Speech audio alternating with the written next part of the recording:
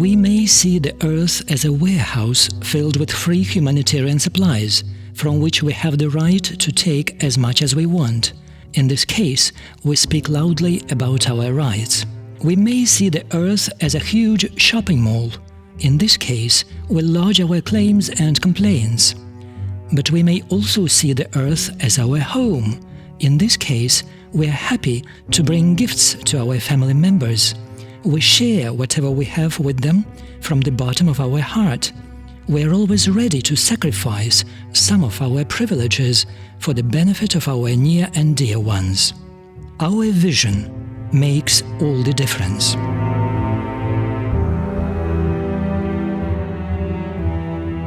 In this film, we are going to tell you a story of a unique project carried out by people who see the entire humanity as their family members. We have to change from takers into givers. Giving does not actually mean giving. Giving means receiving multi-million-fold. Back in 1937, when Brahma Baba, the founding father of the Brahma Kumaris World Spiritual University, said these words, quite a different type of ideas prevailed in the world. At that time of scientific and technological advancement, people believed that resources of the planet were unlimited.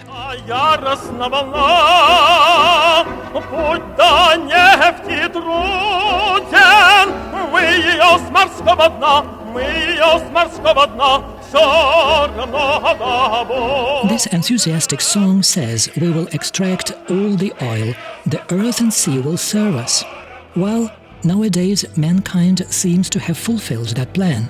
We have extracted and burned, if not everything, but quite a lot. And we keep on extracting those resources, and extraction is increasing exponentially. Statistics say that in 2012, humanity consumed the amount of resources of not just one planet, but of 1.5 planets, which means we consumed 1.5 times more than the planet was able to give us. Nowadays, people are rapidly losing faith in the ultimate victory of logic and common sense. People are not sure anymore if governments and big corporations are going to succeed in straightening everything out peacefully at the negotiating table. The outcomes of the Kyoto Protocol, the UN conference in Copenhagen, and other major recent international forums clearly show something mentioned many years ago by Mahatma Gandhi. Earth provides enough to satisfy every man's needs, but not every man's greed. What next? According to Hollywood's bright fantasies, we are going to get aboard huge and comfortable spaceships and embark on a journey to new blossoming planets where friendly extraterrestrial beings will hold out a friendly hand or perhaps a friendly paw to us.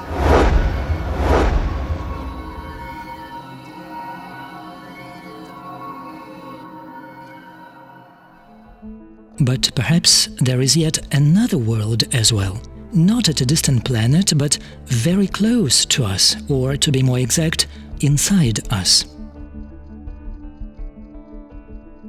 The material world is intimately linked to the subtle world of awareness, attitude, thoughts and feelings. Those who are creating new policies, laws and plans of action for the world must also consider the creation of new kinds of thoughts and new levels of awareness as they are envisioning the way forward.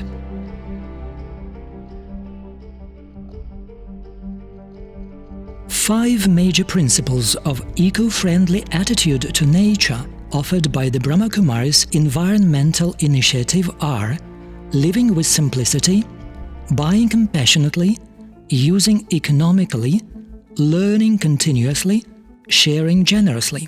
At the moment, there are about 8,500 BK centers worldwide. Functioning on an entirely non-commercial basis, they make a considerable contribution in maintaining cleanliness, planting of greenery and developing infrastructure in cities and villages of their location.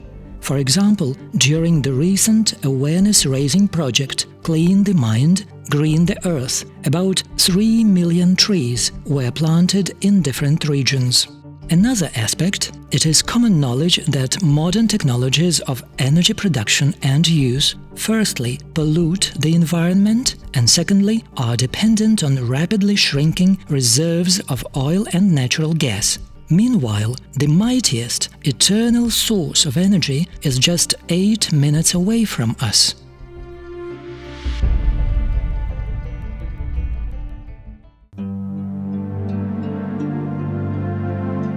It is the Sun. It takes just 8 minutes for its rays to reach our planet. It takes just 15 minutes for the Sun to send to the Earth the amount of energy sufficient for the entire humanity for 12 months. The giver is giving. It's up to us how we take that. While we enter this kitchen just half an hour before the lunch starts, we can smell that something very tasty is being cooked here. This is a giant 1000-liter steam cooker in which rice is being cooked right now. You can cook 50 kilos of rice in 12 minutes in such a utensil. The kitchen, spread across the territory of several thousand square meters, has a number of such steam cookers and also oil cookers. They cook about 38,000 meals here per day. The kitchen in Shantivan, the Brahmakumaris campus located in Rajasthan, India, is the largest solar kitchen in the world. Let's climb its roof. Here you can see 84 parabolic concentrators. The size of one dish is about 10 square meters. A strong ray of sunlight reflected from the mirror dish heats up the receiver. The temperature at the focal point reaches 500 degrees centigrade. The receivers heat water and oil in pipes going through them. Typically, such kitchens use diesel fuel, having a strong, unpleasant smell and giving off lots of soot that covers utensils, walls and the ceiling. The new technology enables this kitchen to save 200 kilos of diesel fuel and prevent emission of 1000 kilos of carbon dioxide per day. This is the project of the Renewable Energy Department of the Brahmakumaris in collaboration with Wolfgang Schäffler, known worldwide as the father of solar kitchens. Besides Shantivan, the Brahmakumaris headquarters in Mount Abu has two other campuses, Pandav Bhavan and Gyan Sarovar, that use solar energy for cooking and heating water. Besides, solar batteries are used here to activate sound equipment in the auditorium, computers and telephones, emergency lights and night lights. A similar system operates at the Global Hospital and Research Center. This system generates steam for laundry, dining area and sterilization of instruments.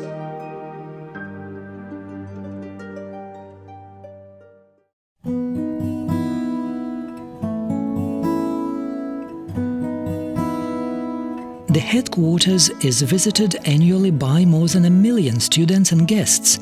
Therefore, the vital issue is that of saving the environment and staying independent energy-wise. So, having addressed the current needs, the institution is planning to come to 100% autonomous energy supply from the sun.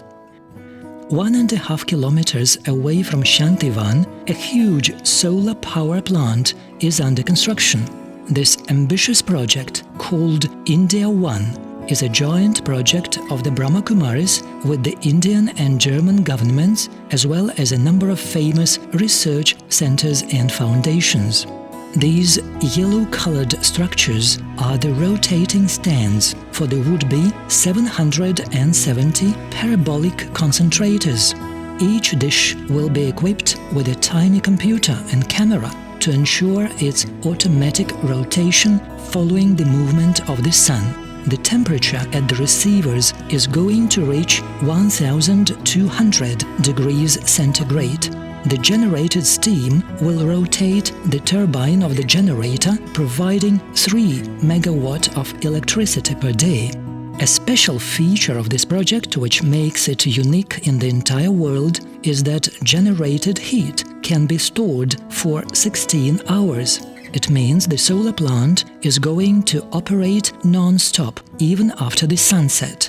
As we have already mentioned, the immediate goal of the project is to ensure complete energy independence of the campus and to minimize the environmental load. However, there is a long-term objective as well, and that is serving India by developing the most suitable technology that can be reproduced on a massive scale.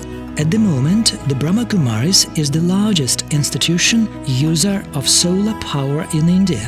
The Indian government gave it the status of a solar energy research center. It's interesting to know that all the assemblage, maintenance and operation work is done by the institution members themselves.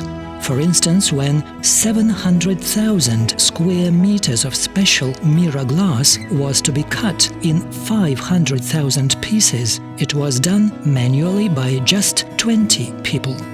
The BKs do the research work as well, and they introduce the project at national and international forums, including UN conferences in Copenhagen, Rio and Doha. Having the general consultative status with the UN Economic and Social Council, the Brahma Kumaris actively exercises its right to address delegates of these forums with special statements.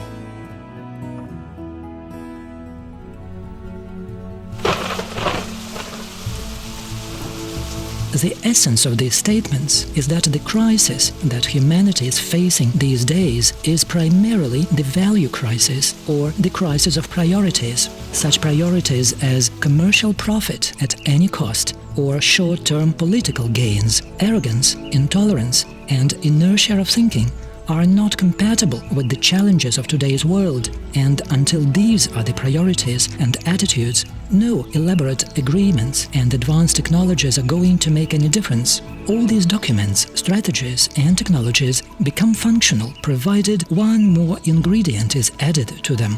This ingredient is an absolute priority of moral values.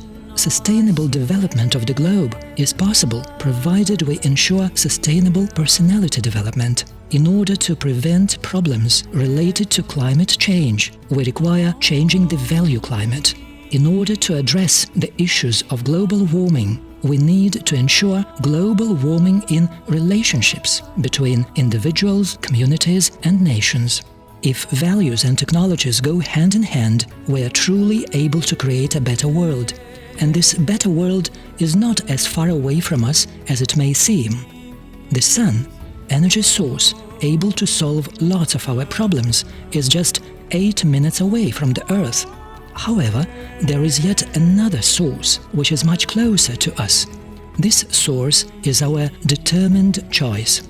Until this choice is made, we look for excuses. However, when a determined thought is created, we start looking for solutions, and we find them. We may see the Earth as a warehouse filled with free humanitarian supplies. We may see it as a shopping mall. However, we can see it as our home, and we can relate to the entire humanity as our family. Our vision makes all the difference.